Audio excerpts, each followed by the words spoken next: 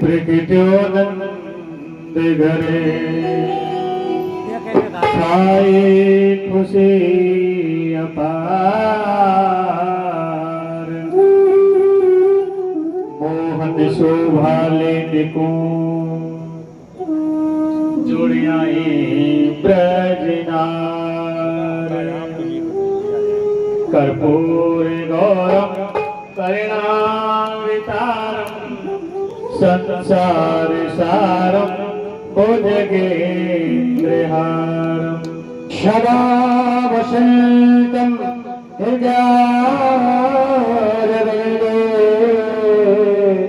भवं भवानि शतं नमामि। जय हो श्री भागवत भगवान की आरती पापियों को पापते हैं तारते भागवत भगवान की आरती पापियों को पापते हैं तारती पापियों को पापते प्राणियों को पापते पापियों को पापते प्राणियों को पापते भागवत भगवान की है आरती पापियों को पापते हैं तारते भागवत भगवान की है आरती पापियों को पापते हैं तारते। आगे में हरि नाम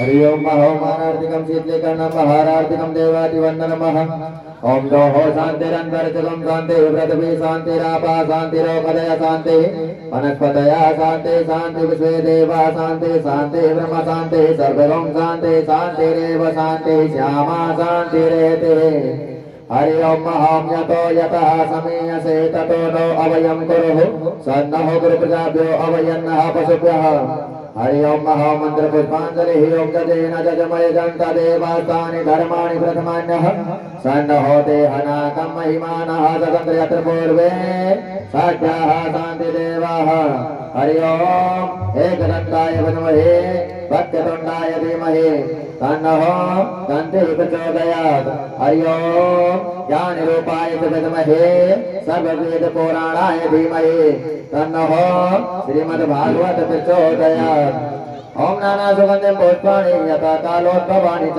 पुष्पांजलि मया दत्तं ग्रहणं परमेश्वर हे क्षमा होना अपराध मम हे जग के आधार हे पुष्पांजलि अरे पड़े करो सो देव करो स्वीकार ठाकुर बाबा पे करो ओम संगाय सर्दाय सद्वाराय सशक्तिकाय महामंत्र पुष्पांजलि समर्पयामि नमः बोले ठाकुर जी महाराज श्री रामचंद्र भगवान की जय बोले भोले बाबा की जय बोले हनुमान जी महाराज की जय बोले बाबा मनोहर दास की जय बोले देवनारायण भगवान की जय बोले सुखदेव जी महाराज की जय बोले श्रीमद् भागवत महापुराण की जय बोले सच्चे दरबार की जय बोले आज के आनंद की जय बोले बस्ती मैया की जय जय श्री राधे जय जय श्री राधे जय जय श्री राधे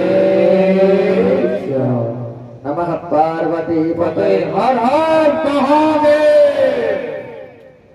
जय हो। सभी माता बहन भाई बंधु अपने स्थान पर बैठ जाइए और देखिए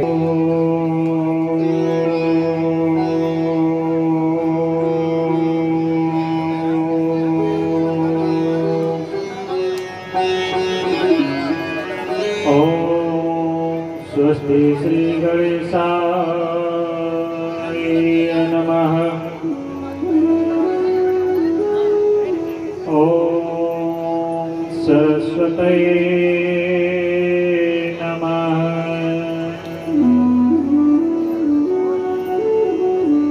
ओम गुरुदेवता चरण कमलेभ्यो नमः।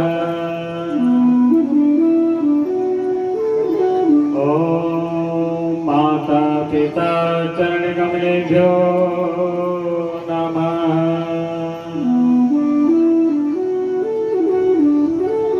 ओम सर्वदेवता चरण कमलेभ्यो नमः। गजाननं भूतगणादिसेवितं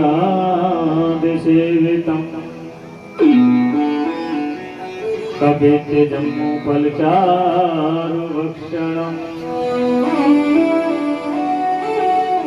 उमासुतं शोकविनाशकारकम् नमामि विघ्नेश्वरपादपङ्कजम् सच्चिदानन्दरूपाय विश्वोत्पत्त्यादिहेतवे तापत्रय विनाशाय श्री कृष्णाय वयं नमः। शान्ताकारं भुजगशयनं पद्मनाभं सुरेशं विश्वधारं गगनसदृशं देववर्णं शुभांगं नीलम्बुजश्यामलकोमलाङ्गं सीतासमारोपितभाग्यभागम् पाण्डुमहासायकुचारिचापम् नमामि रामं रघुवंशिनाथम्। श्री गुरु चरण सरोज रज निज मन मुकुरे सुधार। परिणव रघुवर बिमल जसो जोधायक फलचार। बुद्धिहीन तनु जानकी सुमरो पवने कुमार। बल बुद्धि विद्या दीन मोह हरौ कलेश विकार। आदो देव की देवी गर्भम जनगण गोपी ग्रहे वर्धनम। मायापति में जीवतामम हननं गोवर्धन धारणम। या देवी सर्वभूतेषु दयारूपेण संस्थिता। नमस्तस्यै नमस्तस्यै नमस्तस्यै नमो नमः। नमो भगवते तुभ्यं वासुदेवाय धीमहि प्रद्युम्नानिरुद्धाय नमः संकर्षणाय च। श्री राधे सर्वेश्वरी रसिकेश्वर ब्रजधाम। करो निरंतर जाप में ब्रज वृंदावन धाम। ओ कन्हैया ब्रज वृंदावन धाम। सब द्वारन को छोड़ के आयो तेरे द्वार। हे वृषभानु के लाडले नित मेरी ओर निहार। ओ किशोरी मेरी ओर निहार।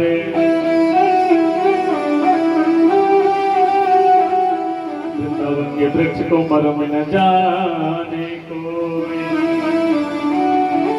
डाल डाल और पात पे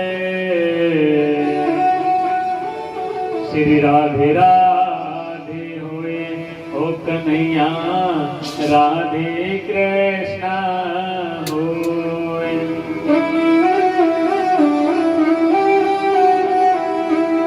मैं ब्रज कल्पित तरु बैठ के पल भर करूं विश्राम। ब्रज रज मुख में डाल के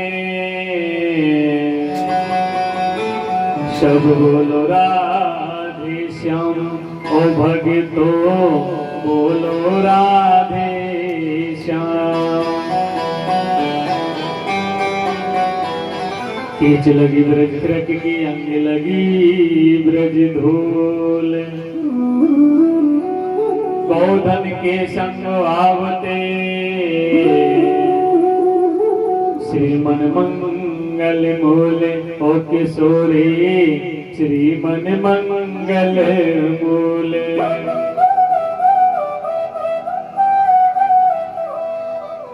किशोरी तेरे चरणन की रज पाऊं। बैठ रहो कुंजन के कोने मैं श्याम राधे के गाऊं। ओ कन्हैया कृष्ण राधे के गाऊं। जारज को ब्रह्मांड के तरसत सूरज शीश चढ़ाओ। व्यास स्वामिनी की छवि निरखते तेरे विमल विमल यस गाँव खोलाड़ लिए परम सुंदर यस गाँव।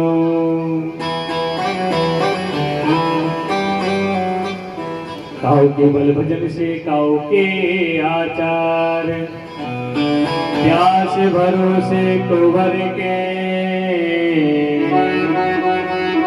सोवत पाम पसारे ओ कन्हैया रेवत पामे पसारे।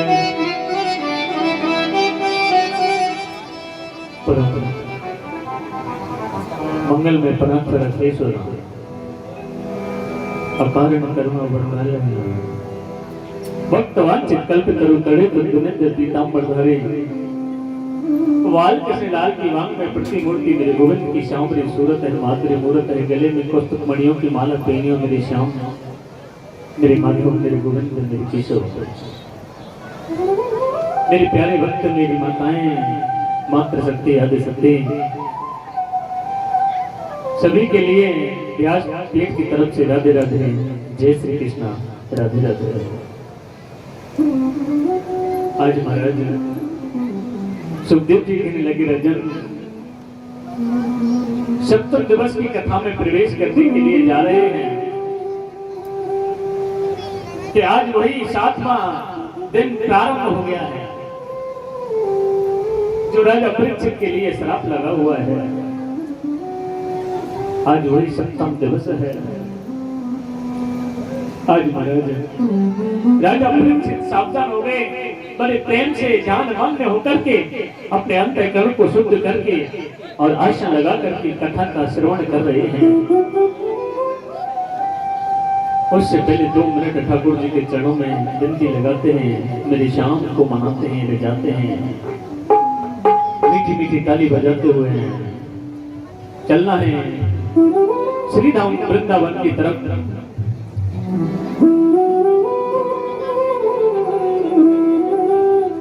मुझे राधे राधे कहना सिखा दे, मुझे राधे राधे कहना सिखा दे, कन्हैया तेरा क्या बिगड़े। मुझे राधे राधे कहना सिखा दे, कन्हैया तेरा क्या बिगड़े। कन्हैया तेरा क्या बिगड़े, कन्हैया तेरा क्या बिगड़े, कन्हैया तेरा क्या बिगड़े, कन्हैया तेरा क्या बिगड़े। मुझे राधे राधे कहना सिखा दे, कन्हैया तेरा क्या बिगड़े। मुझे राधे राधे कहना सिखा दे, कन्हैया तेरा क्या बिगड़े।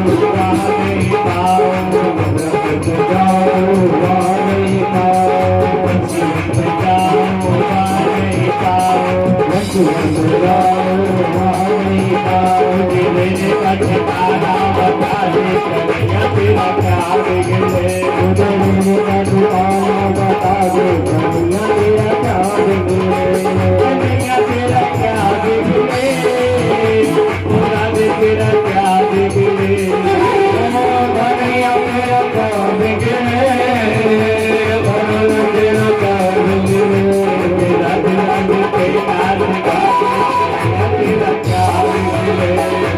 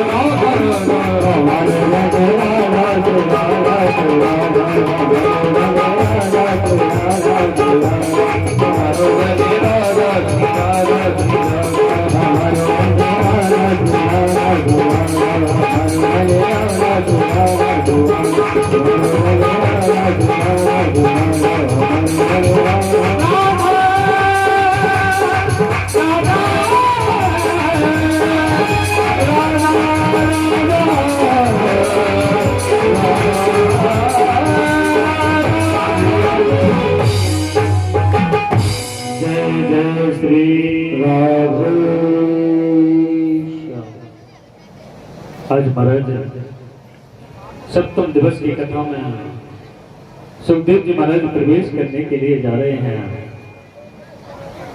मेरे प्यारे भक्तों, मेरी माताओं, अपने ध्यान को कथा की ओर ले चलो। कल सुखदेव जी ने अपनी वाणी पर कहाँ विराम लगाया था? मैया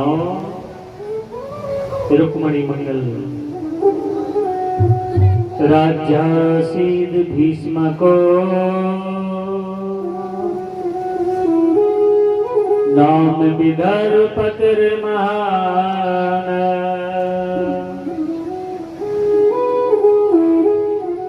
कि एक जो भीष्मक राजा की पुत्री जिनका नाम है रुक्मणी, और रुक्मणी का हरण करके मेरे द्वारकाधीश रथ पर बैठा करके ले गए। कल इसी जगह पर विराम लगाया था ना? हाँ। और महाराज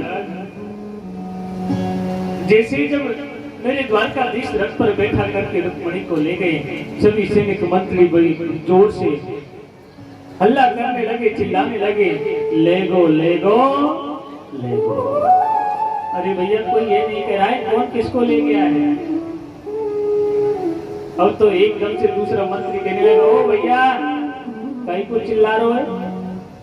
तो पतो है तू हल्ला करो, ले गो ले गो। अरे जिसकी सुरक्षा के लिए हमको और आपको लगा रखा है उसी का हरण करके वो द्वारकाधीश ले गया। अब तो सभी मंत्री सैनिक के घबरा गए और जाकर के रुक्मेश यानी कि रुक्मी से कहा। उसी समय रुक्मी अपने रथ पर बैठ करके मेरे द्वारकाधीश का पीछा करने लगा है। आगे आगे मेरे द्वारकाधीश रुक्मणी को लेके जा रहे हैं, पीछे से रुक्मेश रथ को दौड़ा करके उनका पीछा कर रहा है। और महाराज जैसे मेरे द्वारकाधीश से थोड़ी दूर जो रुक्मेश का रथ दौड़ रहा है, अब तो अपशब्द बोलने लगा मेरे द्वारकाधीश के लिए। उसी समय मेरे द्वारकाधीश ने कहा, रुक्मणी समझा लो तुम्हारे भैया को, ये तुम्हारी वजह से मैं कुछ नहीं कह रहा हूं, क्योंकि अब मेरा ये रिश्तेदार हो गया है, मेरा साला लगता है साला, नहीं तो इसको मैं कब का बता देता। रुक्मणी मुस्कुरा करके कहने लगे, हाँ प्राणनाथ द्वारकाधीश आप सत्य कहते हो, अब रिश्तेदार तो रही है आपका, और रिश्तेदार पर आपको प्रहार नहीं करना चाहिए। अरे मैं इसको इस बात का सबक नहीं सिखाऊंगा तो ये दूनी दूनी मुझे गाली देगा, इसका भी तुमको पता है। बताओ मैं क्या करूं इस साले का। जैसी गोविंद जैसी केशव द्वारकाधीश जैसी आपकी इच्छा है आप ऐसा करिए। कि ठीक है रुक्मणी, आज रिश्तेदार यानी कि साली की वजह से मैं इसे ऐसा दंड दूंगा जिससे इसको पता चल जाएगा कि द्वारकाधीश को कैसे अपशब्द गाली दी जाती है। उसी समय मेरे द्वारकाधीश ने और रुक्मेश को रथ के पहिए से बांध दिया, दाढ़ी और मूंछों को मोड़ दिया। आज महाराज रुक्मेश पड़ा है रथ के पहिए से बंधा हुआ। उसी समय राजा भीष्मक को पता चला कि द्वारकाधीश मेरे सबसे बड़े पुत्र रुक्मी को रथ के पहिए से बांध करके चले गए हैं। उसी समय भीष्मक राजा आए हैं और उन्होंने समझाया, बेटा भीष्मक कह रहे, बेटा रुक्मी, जो तू द्वारकाधीश से बैर रखता है उस द्वारकाधीश से तुम्हें बैर नहीं रखना चाहिए, क्योंकि तुमको पता नहीं है हमारी जो रुक्मणी है, जो आपकी बहन है, वो कोई साधारण कन्या नहीं है, वो तो साक्षात लक्ष्मी है। और लक्ष्मी का विवाह विष्णु के साथ में होना अनिवार्य है।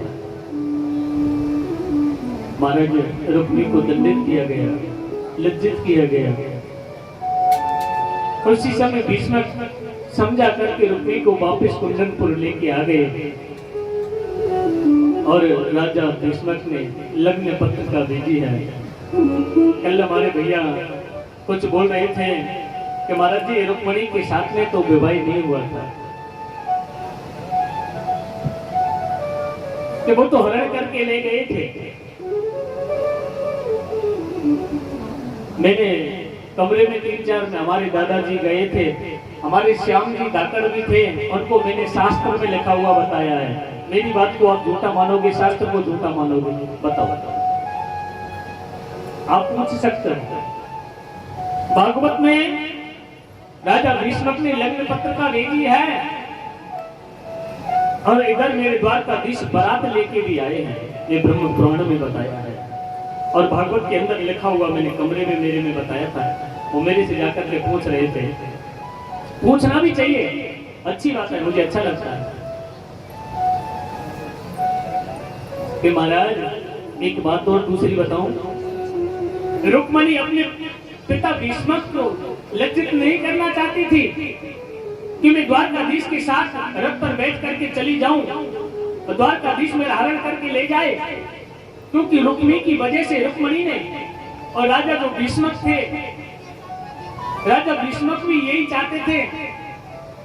राजा भीष्मक की और पुत्री रुक्मणी की दोनों की बात हो गई थी कि ये रुक्मी नहीं मानेगा, अगर मैंने मेरी पुत्री रुक्मणी को द्वारकाधीश के साथ में नहीं भेजा तो ये रुक्मी चंदेरी के राजा शिशुपाल से विवाह कर देगा।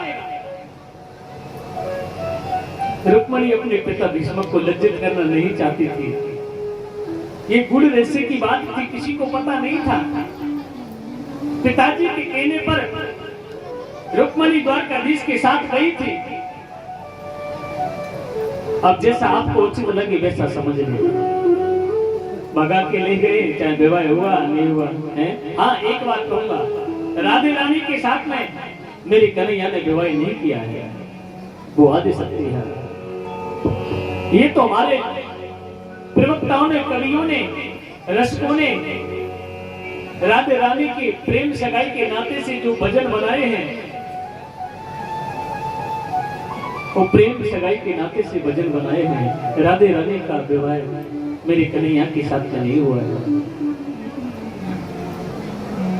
और महाराज भागवत में ये लिखा है कि जब विवाह हुआ था तो सांडिल्य मुनि ने मंत्रोच्चार किया है और विवाह संपन्न हुआ है। महाराज एक बार बोलना पड़ेगा, जय जय श्री राधे।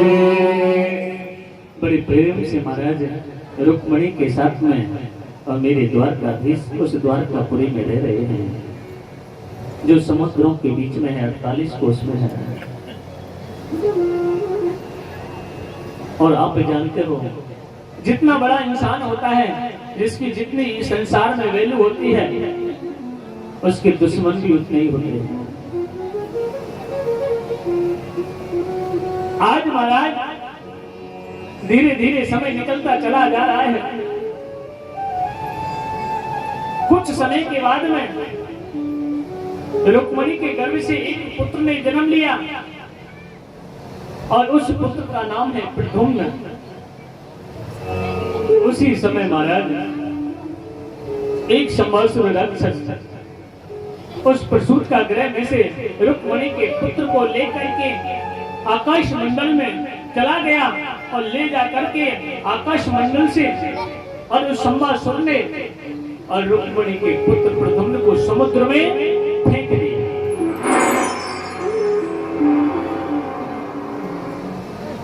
अब तो महाराज जैसे माता रुक्मणी को पता चला, द्वारकाधीश को पता चला, माता रुक्मणी बहुत रोई कि जन्म होते ही मेरे पुत्र को एक राक्षस उठा करके ले गया।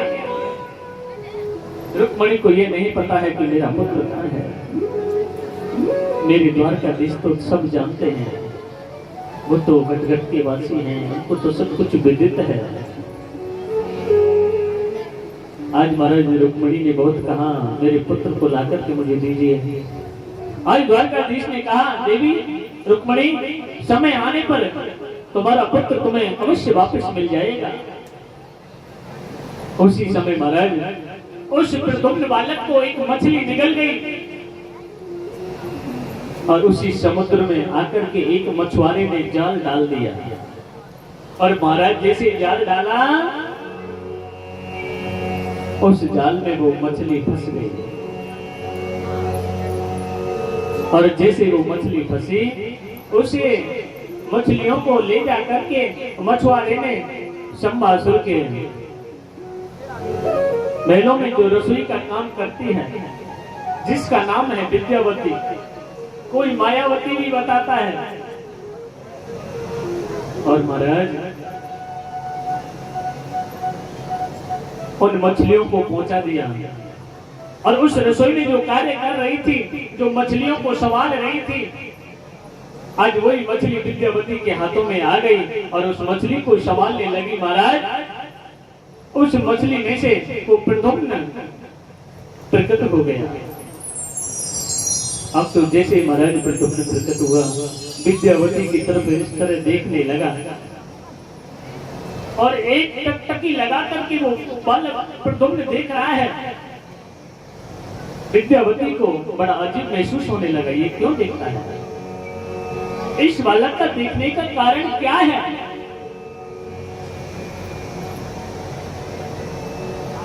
उसी समय देवर्षि नारद आ गए हैं। देवर्षि नारद से विनती करने लगी विद्यावती, देवर्षि नारद, ये अजीब बालक है जो मछली के गर्भ से उत्पन्न हुआ है, ये मेरी तरफ क्यों देखता है? देवर्षि नारद कहने लगे, विद्यावती आप जानते हो, ये तुम्हारी तरफ इसलिए देख रहा है क्योंकि ये तुम्हारे पति हैं। आज महाराज देवर्षि नारद के कहने पर विद्यावती समझ गई, जो पिछले कल्प में इन्होंने मुझसे वादा किया था, आज मुझे मेरा पति मिल गया है। उसी समय अपनी विद्या के कारण विद्यावती अपने पति प्रद्युम्न को लेकर के और शंबासुर के महलों में से निकल करके चली गई और महाराज अपने पति को लेकर के द्वारकापुरी पहुंच गई है। और जैसे ही मेरे द्वारकाधीश को पता चला, रुक्मिणी को पता चला कि मेरा पुत्र प्रद्युम्न वापस आ गया है, अब वो भी पत्नी के साथ में बड़ी प्रसन्न हो गई है। रुक्मिणी बड़ी प्रसन्न हो रही है। सुखदेव जी कहने लगी, राजन पुनरपि जन्मम पुनरपि मरणम पुनरपि जननी जठरे शयनम। ये हमारे पिछले प्रारब्ध भी होते हैं। ये पुनर्जन्म का चक्र ये चलता रहता है। आज अपने पिछले पति के साथ में इधर विद्यावती प्रद्युम्न के साथ जो मिलन हुआ है, बड़े प्रेम से उस द्वारकापुरी में रह रहे हैं। इधर महाराज एक समय मेरे द्वारकाधीश राजा सत्राजित की सभा में बैठे हुए थे। सभा लगी हुई थी और महाराज राजा सत्राजित, जो राजा सत्राजित के पास में एक मणि है, उस मणि का नाम क्या है? सुमंतक मणि। जिस मणि की 10 घंटे नित्य प्रतिदिन पूजा होती है, और उस मणि में से 8 बार सोना रोजाना उत्पन्न होता है। 8 बार किसे कहते हैं? 2 कुंटल को 8 बार सोना रोजाना उत्पन्न होता है। मेरे द्वारकाधीश कहने लगे, राजन आपके पास में ये जो सुमंतक मणि है, कि हाँ द्वारकाधीश, ये मेरे खजाने में रखी है। कि आपके घर में कितने लोग रहते हैं? आपके महलों में कितने हैं? कि बस हम 3 हैं।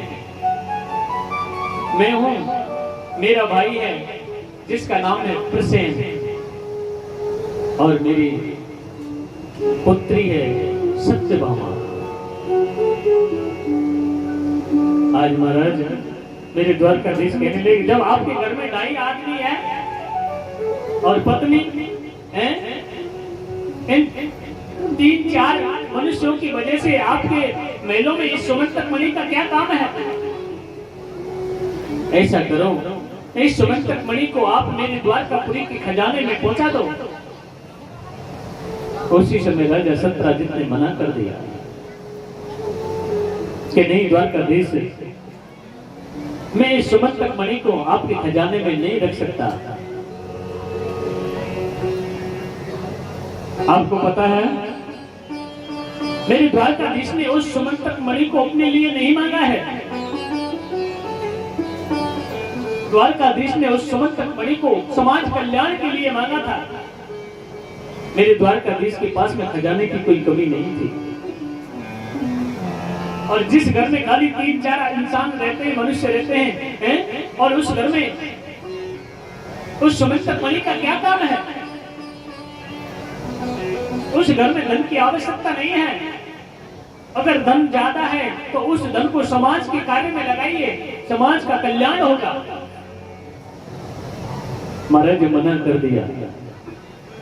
ठीक है राजन, आपकी मर्जी है। मैं तो बस ऐसे ही कह रहा था, मुझे वैसे कोई तुम्हारी इस सुमंतक मणि की आवश्यकता नहीं है। उसी समय महाराज मेरे द्वारकाधीश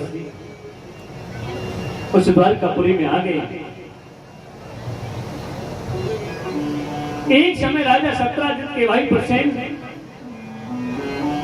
उस सुमंतक मणि को पहन करके आखेट खेलने के लिए, शिकार खेलने के लिए चले गए।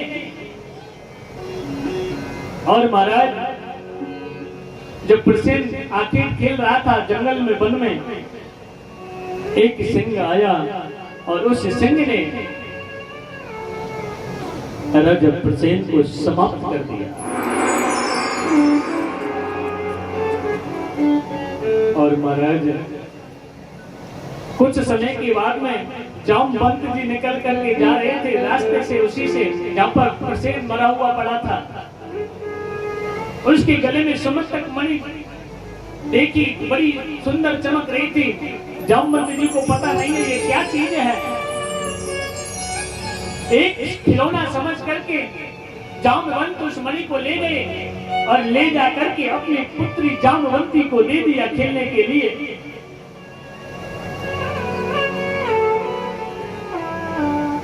आज महाराज 2-3 दिन हो गए, प्रसेन घर नहीं पहुंचा। राजा सत्राजित को मालूम हुआ कि मेरा भाई प्रसेन कहां गया।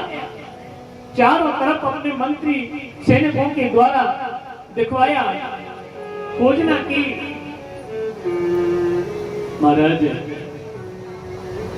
प्रसेन मरा हुआ पड़ा है।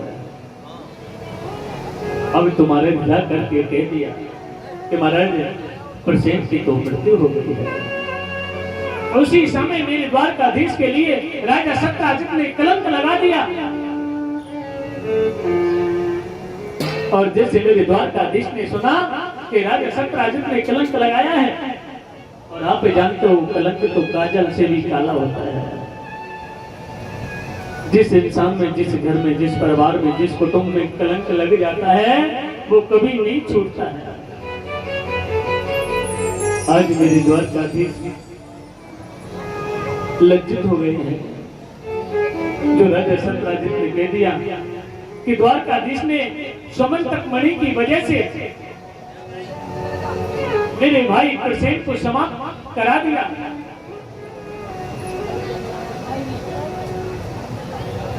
इधर सुखदेव जी कहने लगे, राजन आज देखिए मेरे द्वारकाधीश खुद द्वारकापुरी से निकल गए। उस प्रसेन की विशेषता को जानने के लिए कि जिस सत्राजित ने मुझ पर कलंक लगाया है, इसके पीछे कोई ना कोई रहस्य अवश्य होगा।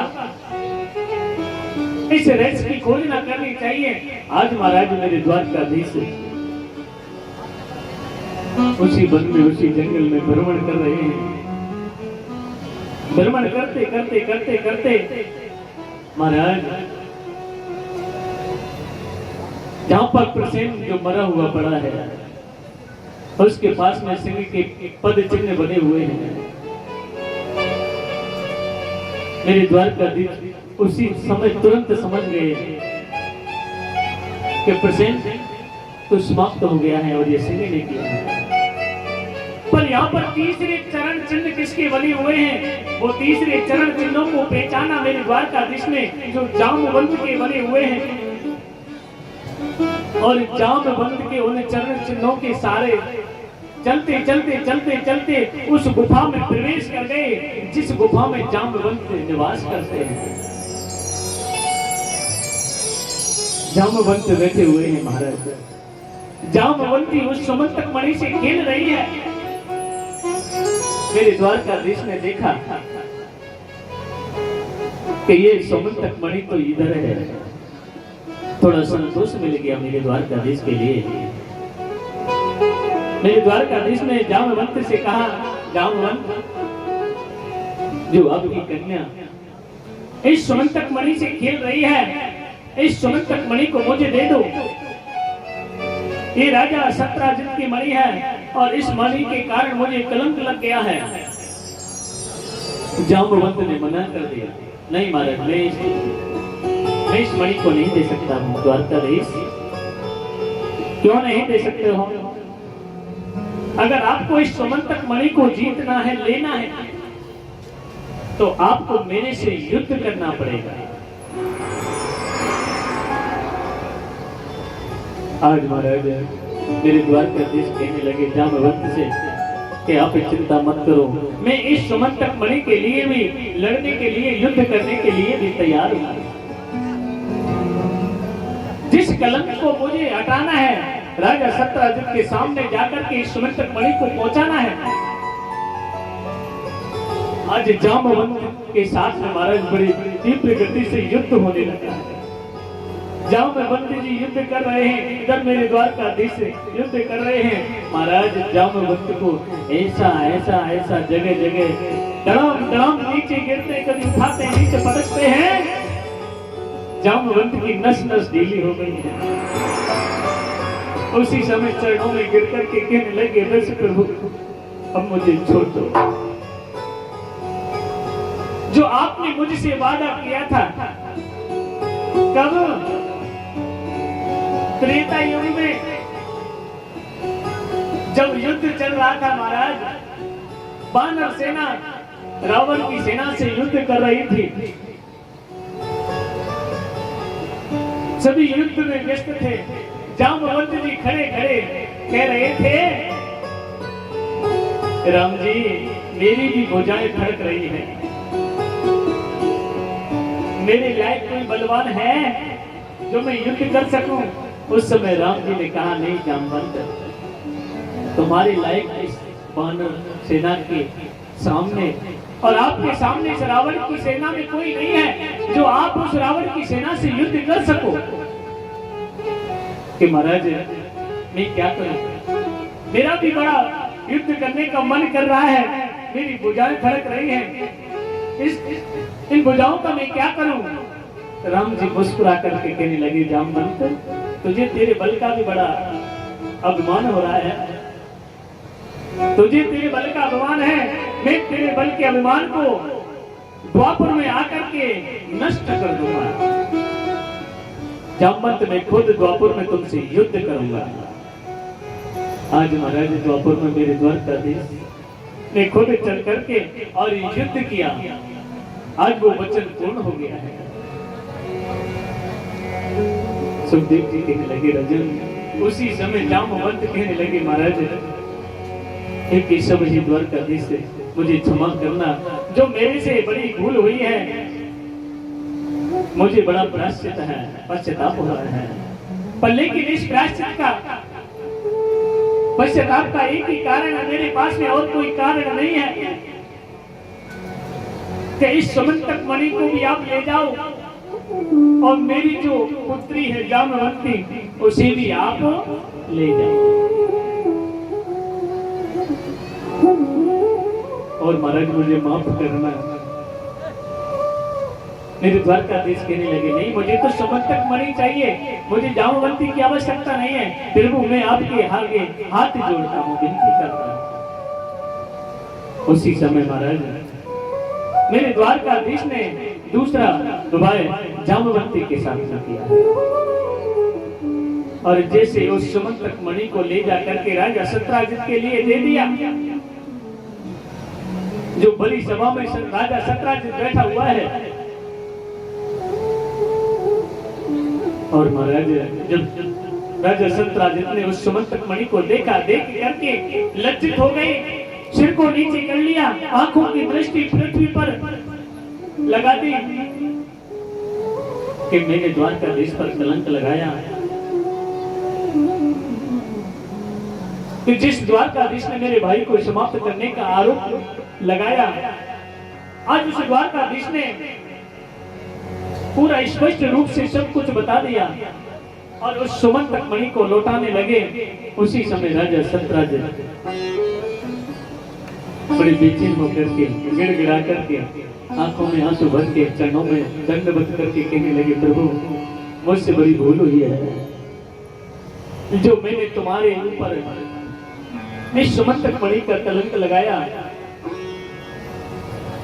आज महाराज राजा सत्यराजित बारंबार विनती करने लगा कि हे गोविंद, हे द्वारकाधीश, ये दुवंश शिरोमणि, अगर आपको मेरी लाज रखनी है,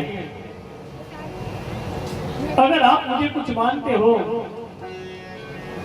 तो आप मेरी पुत्री जो सत्यभामा है उसको भी ले जाओ और इस सुमंतक मणि को मैं मेरी कन्या सत्यभामा के साथ में दहेज में देता हूं। आज उस सत्यभामा के साथ में महाराज तीसरा विवाह मेरे द्वारकाधीश ने किया है और दहेज में सुमंतक मणि मिली है। आज 3 विवाह हो गए हैं, विवाहों की लाइन लग रही है। कहां तो कल गुटमन खेल रहे थे, परसों में कल गोपियों के साथ में लीला कर रहे थे, आज मेरे द्वारकाधीश चौथा विवाह कालिंद्री के साथ में हो गया है। महाराज 5वां विवाह बिंद और अरविंद नाम के जो दोनों राजा हैं, उनकी परम लाडली बहन का नाम है मित्रविद्या। 5वां विवाह संपन्न हो गया है। नंदजित नाम के जो राजा हैं, उनके यहाँ पर जो 7 बैल हैं, उन्होंने ये प्रण किया था कि जो भी एक साथ में 7 बैलों के नकेल डाल देगा, उन्हीं के साथ में हम हमारी पुत्री का विवाह करेंगे।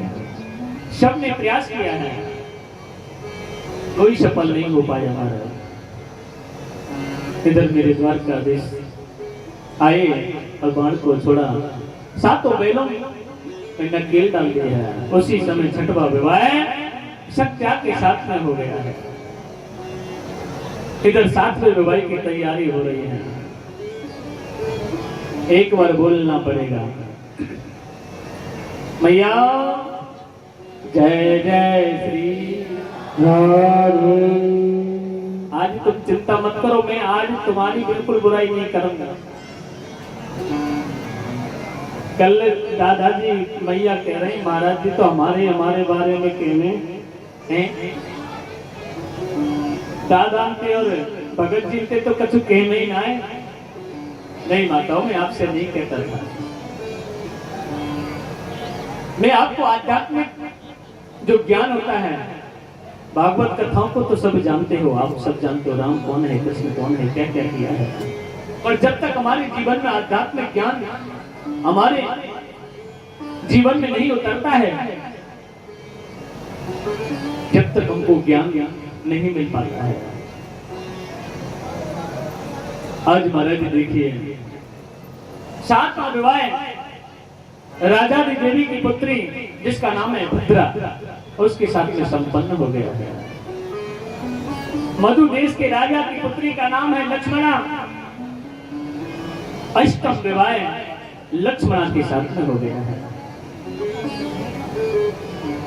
आज महाराज मेरे द्वारकाधीश की 8 पटरानी है। सुखदेव जी कहने लगे, राजन देखिए,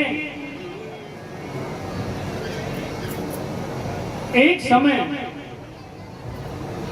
भगवान श्री द्वारकाधीश सत्यभामा के साथ में विमान पर आरूढ़ होकर के जब भ्रमण कर रहे थे, और महाराज भ्रमण करते करते करते करते सत्यभामा के साथ में मेरे द्वारकाधीश भौमासुर की राजधानी में पहुंच गए थे। और उस भौमासुर की राजधानी में जब भ्रमण कर रहे थे तो सत्यभामा ने रोने की आवाज को सुन लिया। उसी समय मैंने द्वारकाधीश के विमान को रुकवाया, कहा स्वामी रोकिए, मुझे ऐसा लगता है इस भौमासुर की राजधानी से रोने की आवाज आ रही है। मेरे द्वारकाधीश कहने लगे सत्यभामा ये संसार है, कोई हंस रहा है, कोई रो रहा है, कोई नाच रहा है, कोई गा रहा है, कोई सो रहा है, ये संसार की क्रिया है। नहीं नहीं नहीं स्वामी, चल करके देखना चाहिए कारण क्या है। इंसान दो प्रकार से रोता है स्वामी, एक तो खुशी में भी आंसू आते हैं और एक बहुत बड़ा संकट आता है तब भी आंसू आते हैं। खुशी के आंसू कैसे होते हैं मैंने बताए थे ना आपको परसों, खुशी के ठंडे आंसू होते हैं। आज महाराज सत्यभामा ने कहा नहीं चल के देखना चाहिए, क्या कारण है रोने का। सत्यभामा नहीं मानी महाराज। उसी समय विमान को रुका और भौमासुर की उस राजधानी में जाकर के देखा कि एक कारागृह में भौमासुर ने 16,100 कन्याओं को बंदी बना रखा है।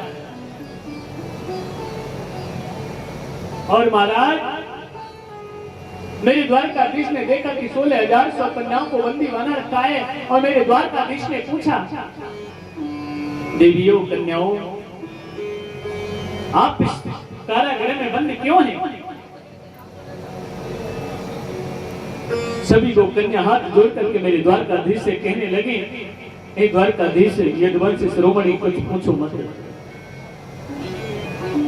ये जो भौमासुर है ना, ये बड़ा दुष्ट राक्षस है और इस भौमासुर ने प्रण किया है। क्या प्रण किया है कि जब 20,000 कन्याओं को मैं इस बंदी गृह में बंद कर दूंगा, 20,000 कन्याओं के साथ में एक ही मुहूर्त में, एक ही दिन में, एक ही समय में एक साथ विवाह करूंगा। ये भौमासुर का प्रण था कि महाराज आज तो 16,100 कन्याएं हैं जिस समय, उसी समय मेरे द्वारकाधीश ने उन 16,100 कन्याओं को बंदी गृह से मुक्त कर दिया। और जैसे महाराज मुक्त किया, उसी समय मेरे द्वारकाधीश ने कहा कि जाओ अपने अपने घरों पर जाइए। आज वो हाथ जोड़ करके बैठ गई। उसी समय भौमासुर आ गया और भौमासुर कहने लगा, द्वारकाधीश ये तूने क्या किया है? मेरे होते हुए आपने इन कन्याओं को इस बंदी गृह से मुक्त क्यों कर दिया? तुमको पता नहीं है मेरा प्रण क्या है? मेरे द्वारकाधीश कहने लगे, सब कुछ पता है। भौमासुर, जबरदस्ती से कोई कार्य नहीं किया जाता है। ये विवाह शादी नाते रिश्तेदारी तो प्रेम के पीछे चलते हैं और तू इन कन्याओं के साथ जो विवाह करना चाहता है, मैं ऐसा कभी नहीं होने दूंगा। उसी समय महाराज भौमासुर मेरे द्वारकाधीश को मारने की तरफ दौड़ा। उसी समय मेरे द्वारकाधीश उस भौमासुर से बड़े जोर से, धूमधाम से और उससे युद्ध करने लगे हैं। युद्ध करते करते और उस भौमासुर को भी समाप्त कर दिया। अब तो महाराज उन कन्याओं के पास आकर के मेरे द्वारकाधीश ने इशारा किया, अपने अपने घर को जाइए देवियों। आज 16,100 कन्या मेरे द्वारकाधीश के सामने हाथ जोड़ करके खड़ी हो गई और कहने लगी, नहीं केशव हे द्वारकाधीश, अब हम वापस नहीं जा सकती हैं। क्यों नहीं जा सकती हो? कि हम वापस इसलिए नहीं जा सकते हैं क्योंकि हे द्वारकाधीश आप तो सब जानते हैं, इस भौमासुर ने हमको कितने दिनों से इस कारागृह में बंद कर रखा है। हम माता पिता के सामने कैसे जा सकते हैं? पर तुमको पता है, अगर हम माता पिता के यहाँ पर चली भी जाएंगी तो संसार वाले हमारे साथ में विवाह शादी नहीं कर सकते हैं। ये संसार हमको नहीं अपना सकता है और जिसको संसार नहीं अपनाता है, जिसे संसार स्वीकार नहीं करता है, उसे गोविंद आप स्वीकार करते हो।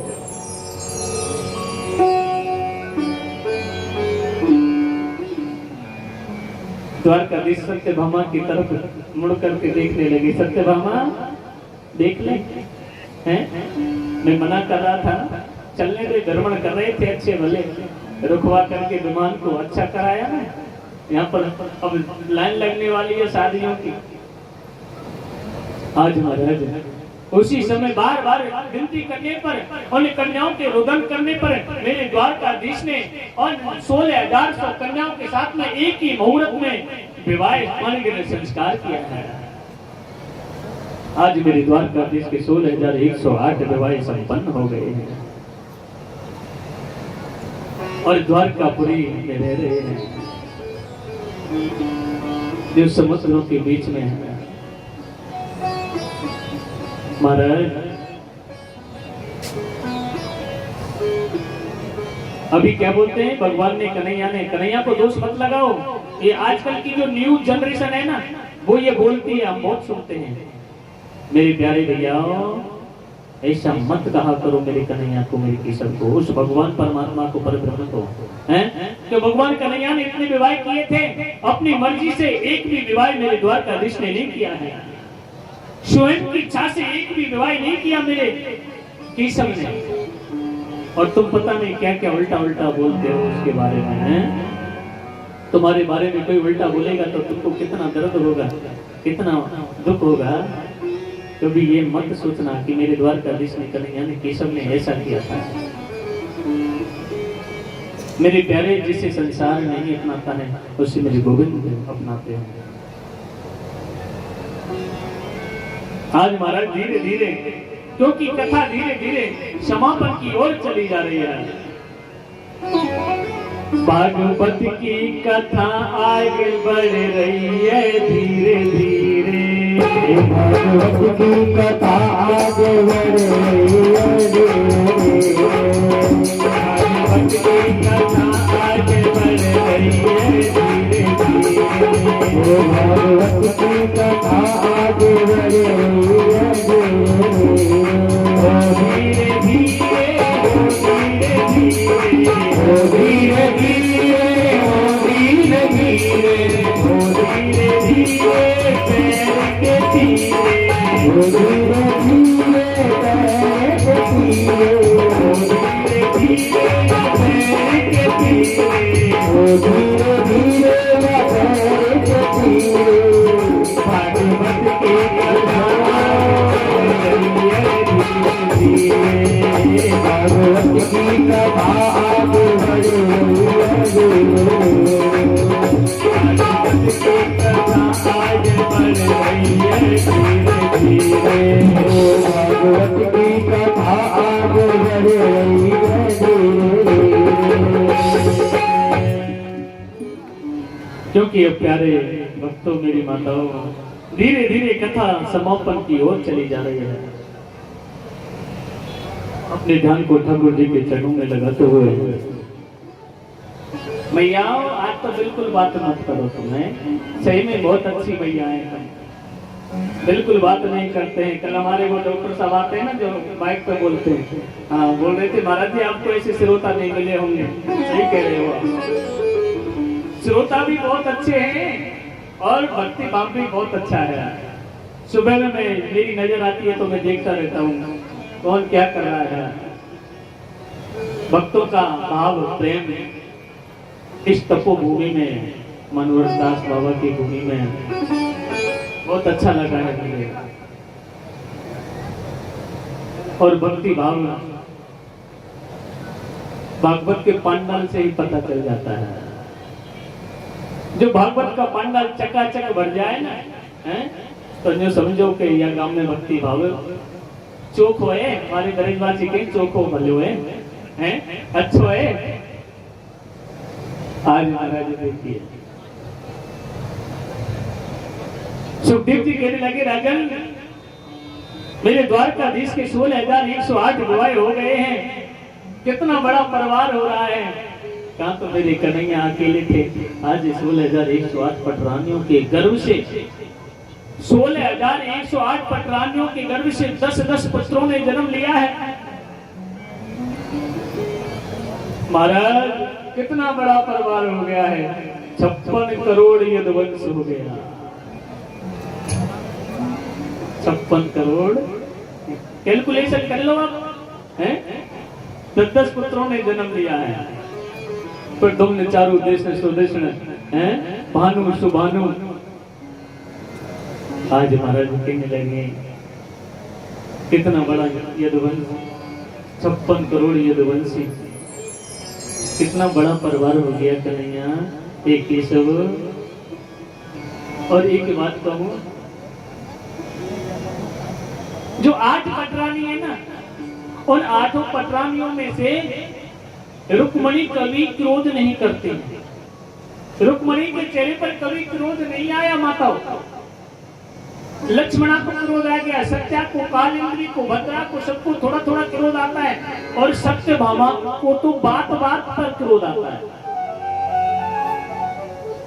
कोई भी बात द्वारकाधीश बोल देते हैं ना, तो सत्यभामा सहन नहीं करती है, तुरंत जवाब देती है एकदम सीधा।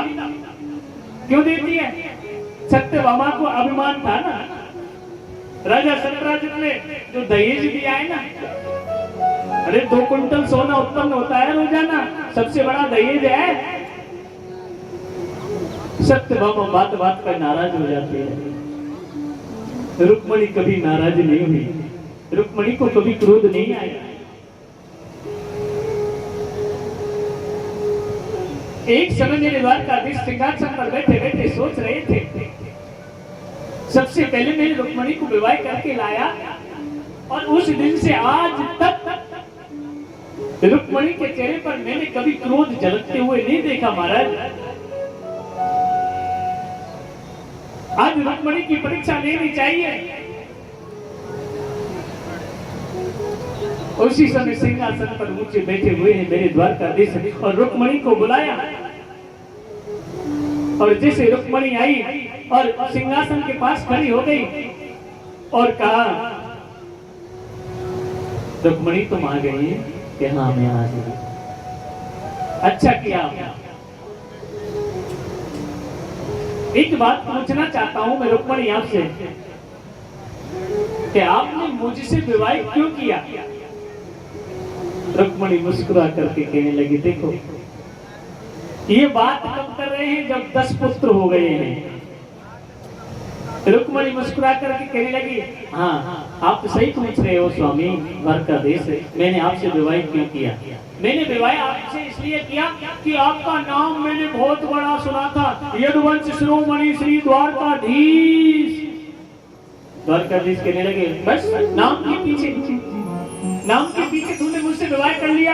अरे स्वामी नाम के लिए तो दुनिया मर रही है, ये इंसान नाम के पीछे पता नहीं क्या क्या कर देता है। मेरा नाम बड़ा होना चाहिए। मैंने तो तुम्हारे नाम के पीछे विवाह कर लिया। नहीं, गलत किया तूने नाम के पीछे तो विवाह कर लिया, यदुवंश शिरोमणि श्री द्वारकाधीश का नाम तो तूने सुन लिया, पर तूने ये नहीं देखा कि जो समुद्रों के बीच में रहता है उसे सबसे डर लगता है। मुस्कुरा करके रुक्मणी कहने लगी, ये तो जीवन का डर और भय कभी नष्ट नहीं होता है। आज महाराज रुक्मणी को बिल्कुल क्रोध नहीं आया। नहीं, तुमने गलत किया, मुझसे विवाह नहीं करना चाहिए था। अरे जिसकी पिता का पता नहीं, माता का पता नहीं, कोई कहता है देवकी नंदन है, कोई कहता है यशोदा नंदन है, कोई कहता है वसुदेव पुत्र है, कोई कहता है नंद पुत्र है। आपने बगैर जाने पहचाने मुझसे विवाह कर लिया। रुक्मणी मुस्कुरा करके जवाब देने लगे, क्या हुआ? तो जन्म माता देवकी ने दिया, पर उससे ज्यादा सेवा तो मैया यशोदा ने की है। स्वामी, उस मैया यशोदा की वजह से, मैया यशोदा के आशीर्वाद से आप इस ऊंचे सिंहासन पर बैठे हो ना, ये सब मैया यशोदा को आशीर्वाद है। आज महाराज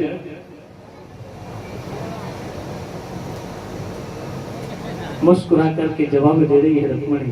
द्वारकाधीश समझ गए रुक्मणी को क्रोध नहीं आ रहा है। आज महाराज तीसरा प्रश्न ऐसा किया रुक्मणी से कि रुक्मणी अभी भी वक्त है, जो चंदेली के राजा शिशपाल से तेरा भाई रुक्मी तेरा विवाह कराना चाहता था, अभी भी तू विवाह कर सकती है शिशपाल से। इतना कहा महाराज, एकदम से रुक्मणी बेहोश हो गई और जैसे गिरने लगी बेहोश होकर के उसी समय मेरे द्वारकाधीश घबरा गए और घबरा करके चतुर्भुज रूप में खड़े हो गए। दो हाथों से रुक्मणी को ऐसे पकड़ लिया और एक हाथ से पंखा कर रहे हैं, दूसरे हाथ से पसीने पोंछ रहे हैं। एकदम से मेरे द्वारकाधीश पसीने पसीने हो गई। ये मैंने रुक्मणी क्या कह दिया जो आप मेरी बात को सुन करके बेहोश हो गई? महाराज मेरे द्वारकाधीश पसीने पसीने हो रहे हैं, दो हाथों से रुक्मणी को पकड़ रखा है, एक हाथ से पंखा झल रहे हैं, एक हाथ से रुक्मणी के पसीने पहुंच रहे हैं। जितने पसीने मेरे द्वारकाधीश को आ रहे हैं उतने पसीने रुक्मणी को नहीं आ रहे हैं। एकदम घबराए हुए आवाज में कहने लगे रुक्मणी, आज तो मैंने बोल दिया, आज के बाद मैं कभी नहीं बोलूंगा, एक बार रुक्मणी तू आप बोल ले। पसीने पसीने हो गई। कहने लगे रुक्मणी अब मेरे से नहीं रहा जा रहा, जल्दी से आंखें खोलो। उसी समय महाराज मेरे द्वारकाधीश ने रुक्मणी की आंखों की तरफ देखा, धीरे धीरे रुक्मणी आंखें खोलने लगी और जैसे रुक्मणी ने देखा कि द्वारकाधीश एकदम पसीने पसीने हो रहे हैं और महाराज उसी समय जो चतुर्भुज रूप में खड़े थे, दो हाथों को उसी समय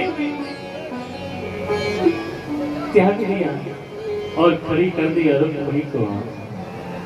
कहने लगी रुक्मणी क्या हुआ, स्वामी कहीं गए थे क्या जो इतना पसीना आ रहा है आपको? अरे रुक्मणी मैं कहीं नहीं गया था, तो इतना पसीना आपके चेहरे पर क्यों आया?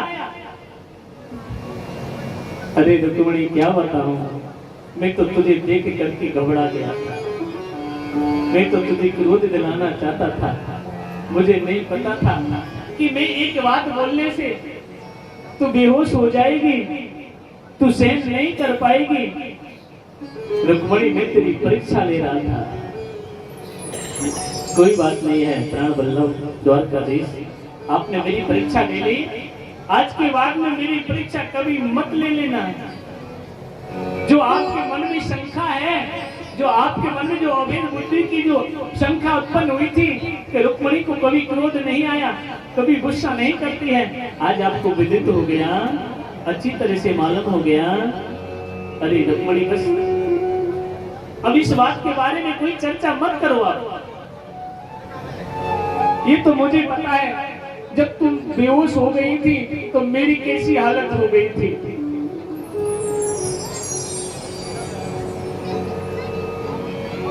सुखदेव जी कहने लगे राजन देखिए, धन्य है मेरे द्वारकाधीश जो 16,108 पटरानियों के साथ में जो 56 करोड़ यदुवंश को लेकर के और इस द्वारकापुरी में रह रहे हैं। प्यारे आज घर में कोई 4-5 मेंबर होते हैं ना, और मेंबरों को डील करना बड़ा दुर्लभ हो जाता है। तुम्हारे परिवार में 2-4-5 मेंबर हैं, 1-2 माता है, 1-2 तुम्हारे पुत्र हैं, उनको डील करना बड़ा दुर्लभ है। उनको संस्कार देना, घर में सुख शांति से रखना, उनको अच्छा रास्ता प्रशस्त करना, ये बड़ा दुर्लभ है इस कलयुग में। क्या धन्य है मेरे द्वारकाधीश के लिए जो इतना बड़ा परिवार लेकर के रह रहे हैं। उसी समय देवर्षि नारद को मोह हो गया। देवर्षि नारद कहने लगे ये द्वारकाधीश 16,108 पटरानियों के साथ में कैसे अपना समय व्यतीत करते हैं। देवर्षि नारद की मोह यानी कि जो मन में संदेह है, देवर्षि नारद कहना क्या चाहते हैं पता है कि 16,108 पटरानियों के साथ में मेरे द्वारकाधीश कैसे रहते हैं। एक इंसान अपनी एक धर्म पत्नी की वजह से पता नहीं बेचारा कहां से कहां मारा मारा घूमता रहता है।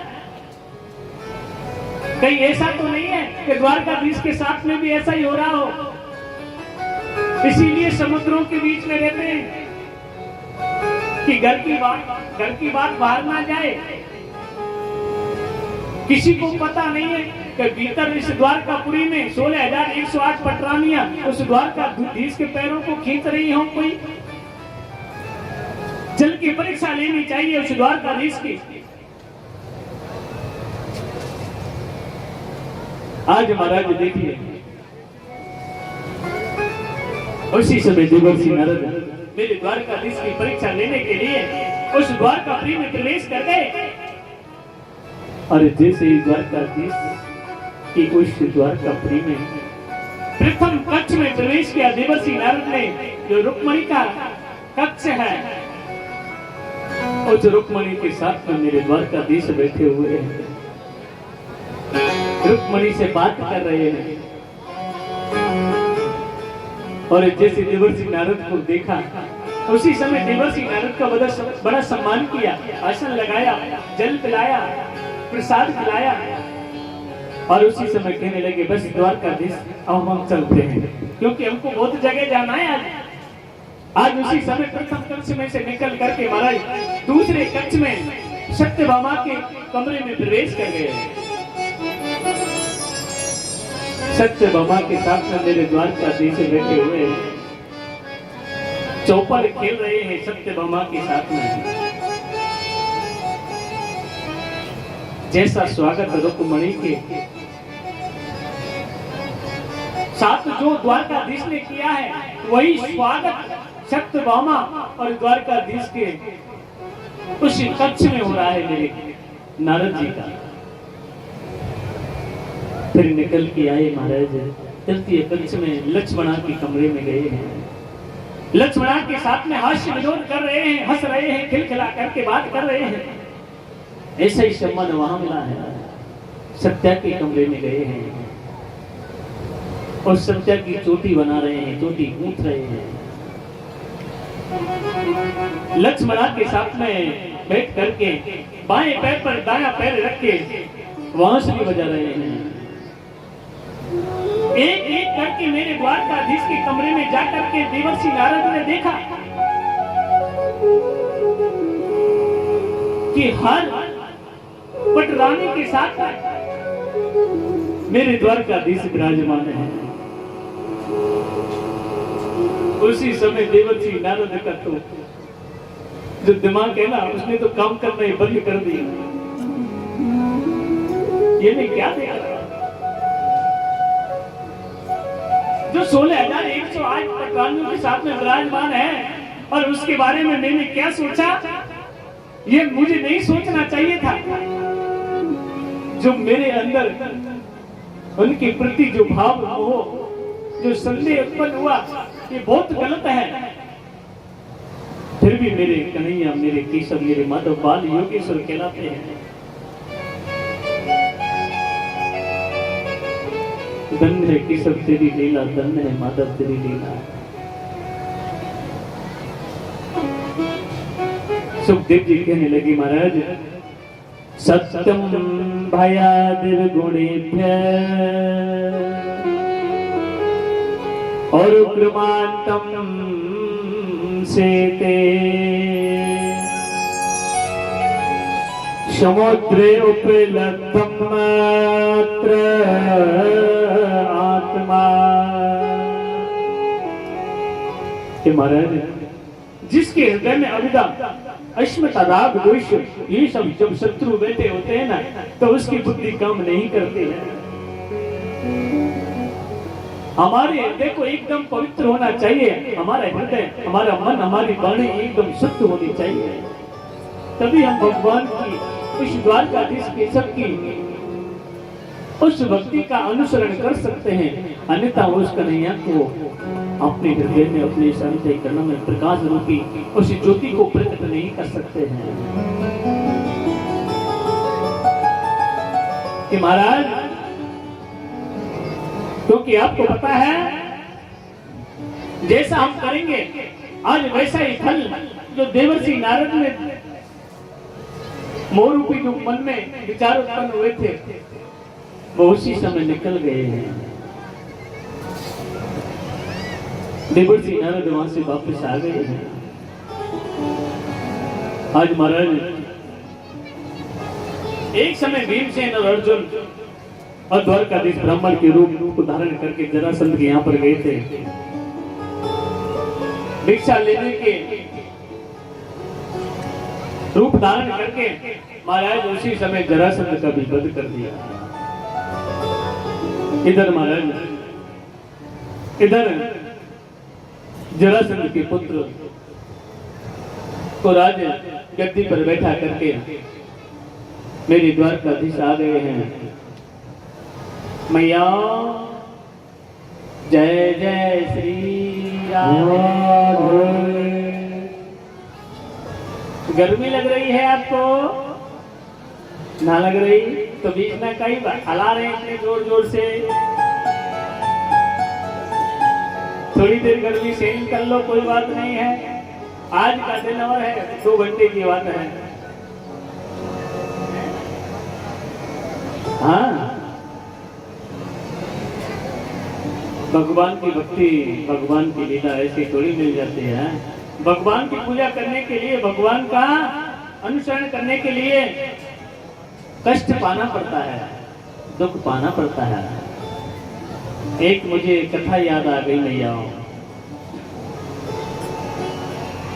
एक मैया अपने गुरुजी के पास में गई। गुरुजी, भागवत कथा हो रही थी तो गुरुजी मेरी बहू पे ना लाला ना आए तो कुछ ऐसा कोई उपाय बताओ जाते भगवान की कृपा है जाए।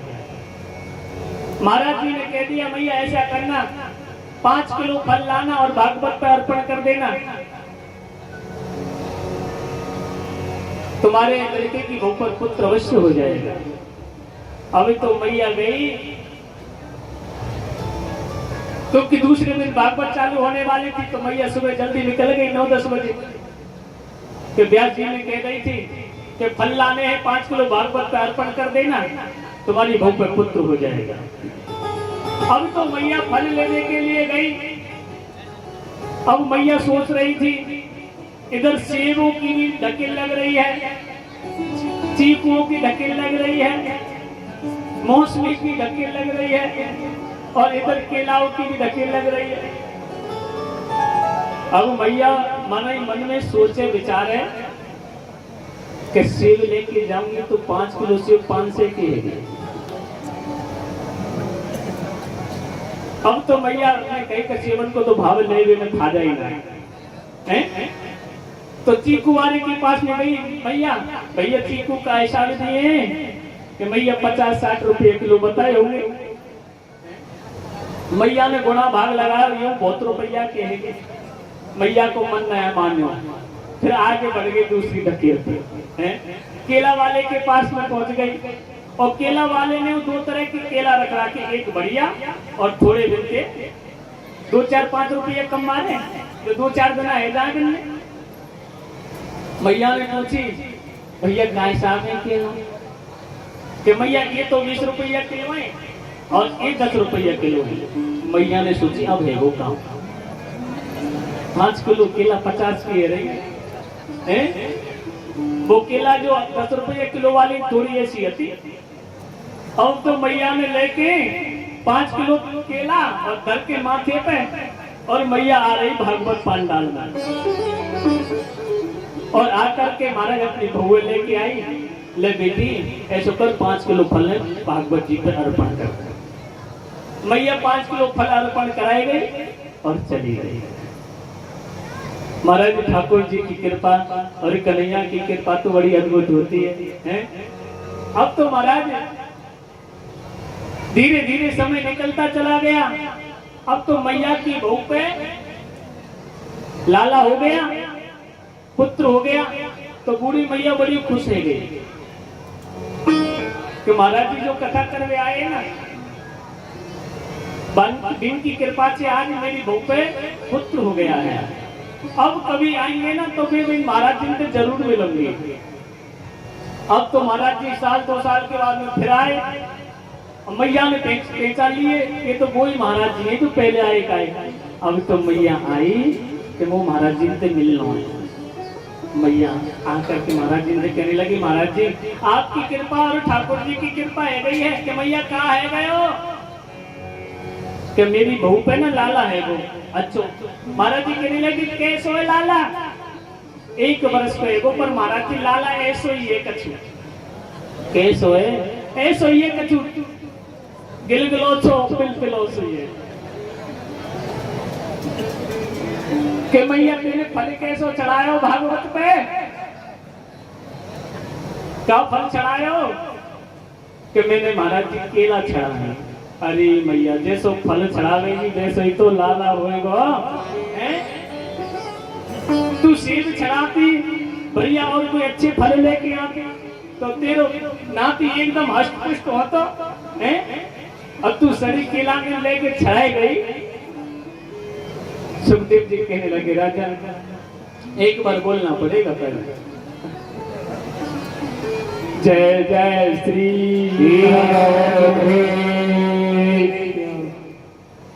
एक समय महाराज अयम तुम वैशातुल्यो नाति सतो न मे समय।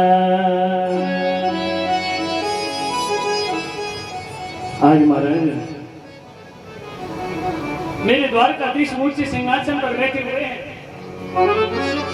इधर प्रद्युम्न चारों देश में सुतीक्ष्ण भानु सुभानु द्वारकाधीश के मेलों से उस द्वारकापुरी के मेलों से बाहर खेल रहे थे। और महाराज खेलते खेलते खेलते खेलते भानु सुभानु प्रद्युम्न की गेंद एक कुएं में जाकर के गिर गई। और महाराज जैसे जो कुएं में जाकर के गेंद गिर गई, दौड़ करके भानु सुभानु चारों देश में दौड़ करके आए और द्वारकाधीश के लिए आवाज लगाई, बाबा ओ बाबा। तुमको पता है नाती क्या कह रहे हैं? बाबा आज मेरे द्वारकाधीश बाबा बने बैठे हैं। बाबा और बाबाओं को तो आप जानते हो नातियों के लिए क्या क्या करते हैं, मूल से ज्यादा ब्याज प्यारी होती है। एकदम से बाबा द्वारकाधीश खड़े हो गए। और एक बात बताऊं भगवान कभी बुढ़े नहीं होते, भगवान कभी बूढ़े नहीं होते हैं। भले ही भानु सुभानु चारों देश में बाबा बोल रहे हैं, बाबा मेरे द्वारकाधीश की उम्र 16 वर्ष है, पुत्रों की उम्र 50 वर्ष है, नातियों की उम्र 25 वर्ष है। अरे ये कैसा? बाबा की उम्र 15-16 वर्ष।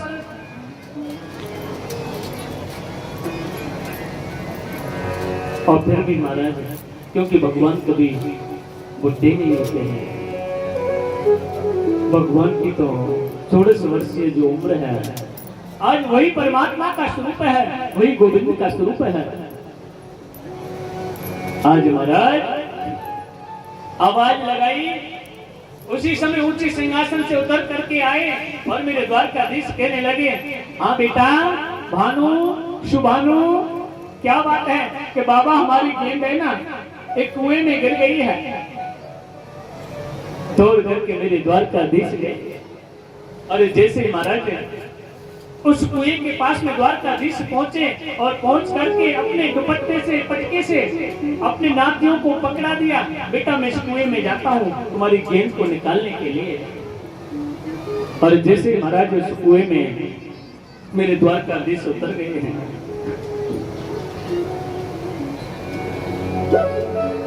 देखिए अपने पुत्रों के लिए माता पिता क्या क्या नहीं करते हैं, अपने नातियों के लिए बाबा दादी क्या क्या नहीं करते हैं। आज मेरे गोविंद को, मेरे परमात्मा को अपने नाती और पुत्रों की वजह से कुएं में उतरना पड़ा। ध्यान देना, मैं कौन सी बात कहां ले जाना चाहता हूं, क्योंकि आपको पता है कौन कहता है इस कलयुग में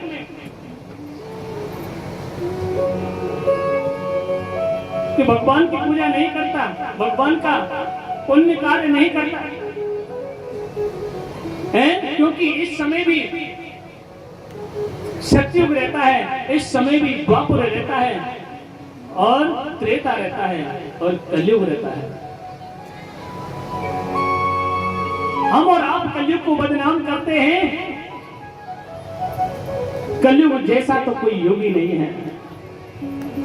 कलयुग सो समय युग नहीं,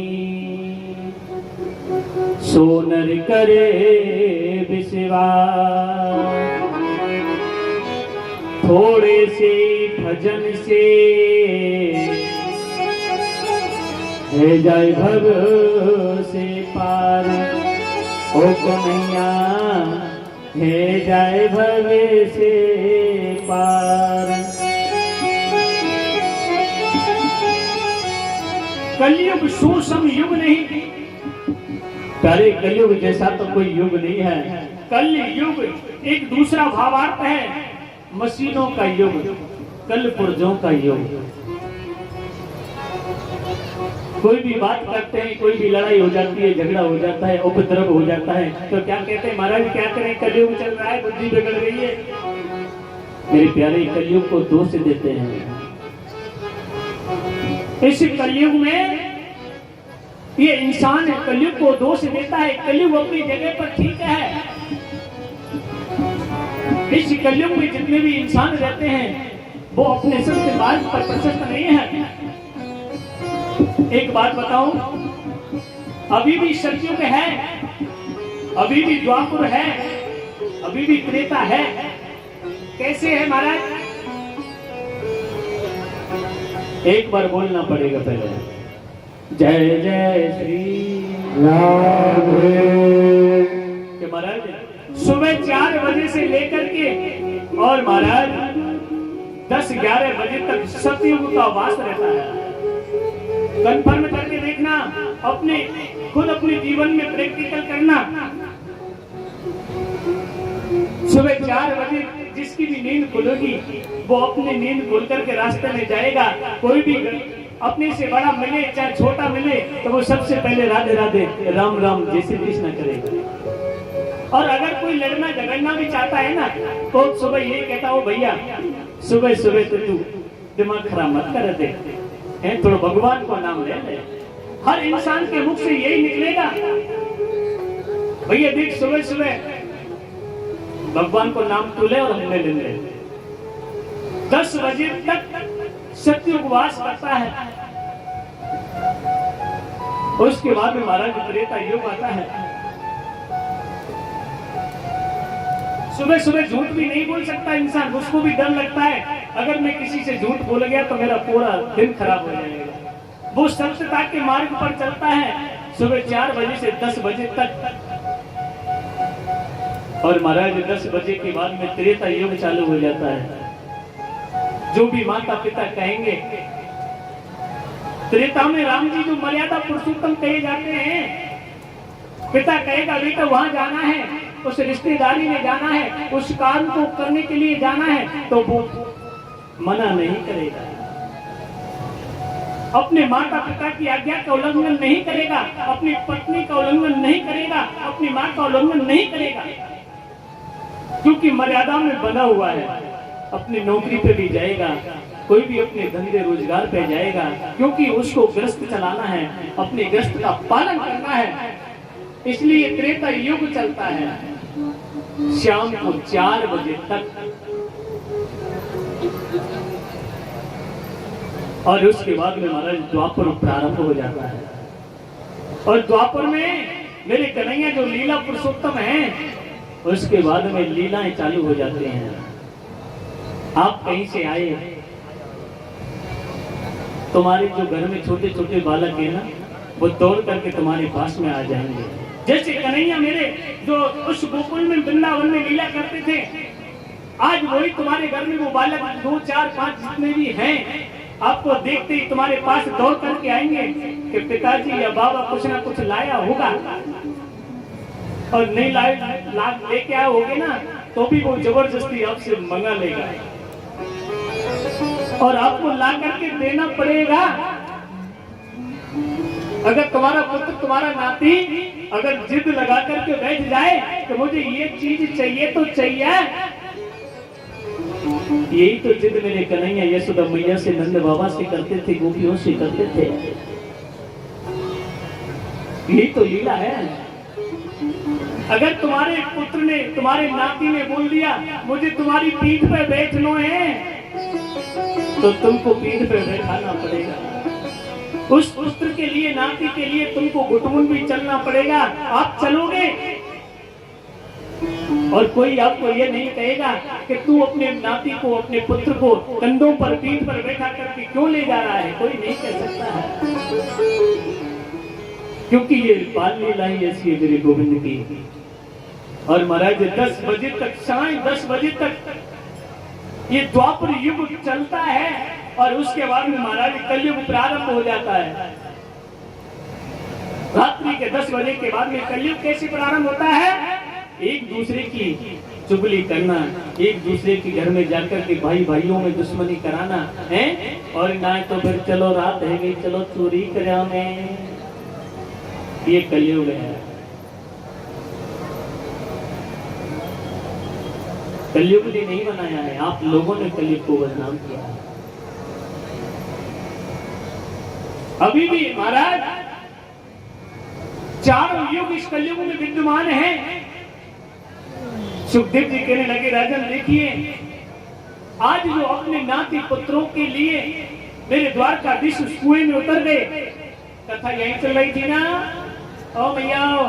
हाँ, अब मैया हम ना, हमारे यही चल रहे कि महाराज, और उस कुएं में जैसे मेरे द्वारकाधीश से एक गिरगिट का स्पर्श हुआ, और स्पर्श होते ही उस गिरगिट में से एक विशाल पुरुष उत्पन्न हो गया।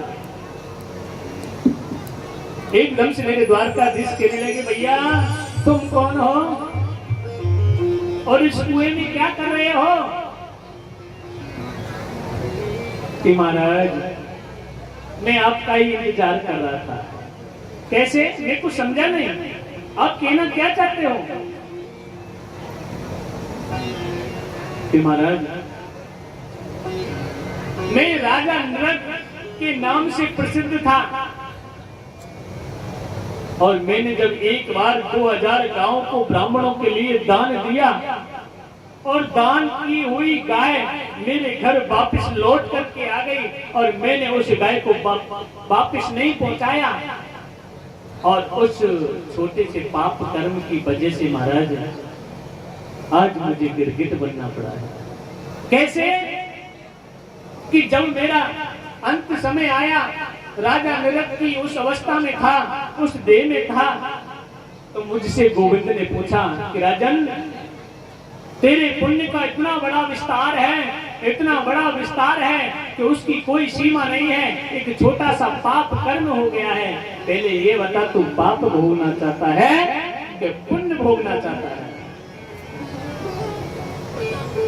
राजा नृग ने कहा महाराज मेरा पुण्य तो बहुत है, छोटा सा पाप है, पहले मैं पाप भोग लेता हूँ, उसके बाद में मुझे सुख ही सुख मिलेगा।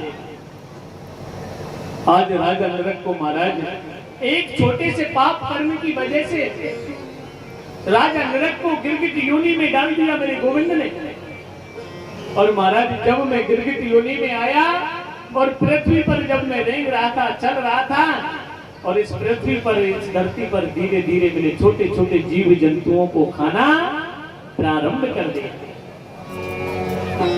और जब मैं छोटे छोटे जीव जंतुओं का भक्षण करने लगा तो मेरा पाप महाराज, छोटा पाप एक विशाल रूप धारण करके खड़ा हो गया कि मैं इस कुएं में पड़ा हूं, और आज इस कुएं में मेरे पास कोई भी जीव जंतु नहीं रहा, तो मैं गिरगिट योनि में पड़ा रहा, और मेरा आज पुण्य उदय हो गया कि जो आपसे मेरा स्पर्श करण हुआ है। आप ही मेरा उद्धार करने के लिए जो पधारे हो, यही सबसे बड़ा मेरा सौभाग्य है महाराज। सुखदेव जी कहने लगे, राजन देखिए, आज छोटे से पाप से राजा नरक गिरगिट बन सकता है? और इंसान पाप कर्म करने से दूर नहीं हटता है। मेरे पास में बहुत देर की तुम्हारे लंच देने की चिट्ठी आ गई है, 10 मिनट की। और हमारे जो भी दानी दाता है उनके बारे में हमारे डॉक्टर साहब बताएंगे, और कल के बारे में भी थोड़ा आपको बताएंगे। तो